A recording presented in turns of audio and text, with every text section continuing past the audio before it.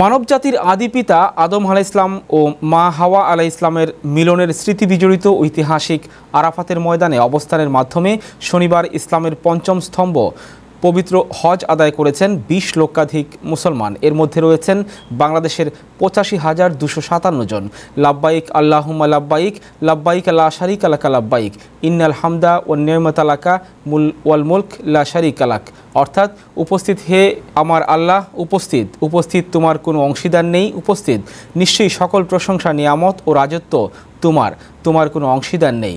এই তালবিয়া উচ্চারণ ও মহান আল্লাহ তাআলার একত্ব এবং সার্বভৌমত্ব ঘোষণার মাধ্যমে আরাফাতের ময়দানকে প্রকম্পিত করে সুষ্ঠু ও নিরাপদে হজ পালন করলেন বিশ্বের প্রায় ২০০ দেশ থেকে সমবেত ভাগ্যবানরা। ত্যাগের রাত থেকে মুআল্লিমদের তত্ত্বাবধানে আরাফাতের ময়দান আগমন শুরু হলেও শনিবার সূর্যোদয়ের পরও অনেকেই আসেন। মসজিদের নামিরা ও জাবালে রহমতকে ঘিরে থাকা ২ কিলোমিটার দৈর্ঘ্য এবং ২ কিলোমিটার প্রস্থের আরাফাত ময়দানে হজ যাত্রীদের পদভারে এক মনোরম দৃশ্যের অবতারণা হয়। এক আল্লাহর মহত্ব বর্ণনা ও তার নির্দেশ পালনের মাধ্যমে এদিন হাজী সাহেবরা তার কাছেই নিজেদের সমর্পণ করেন।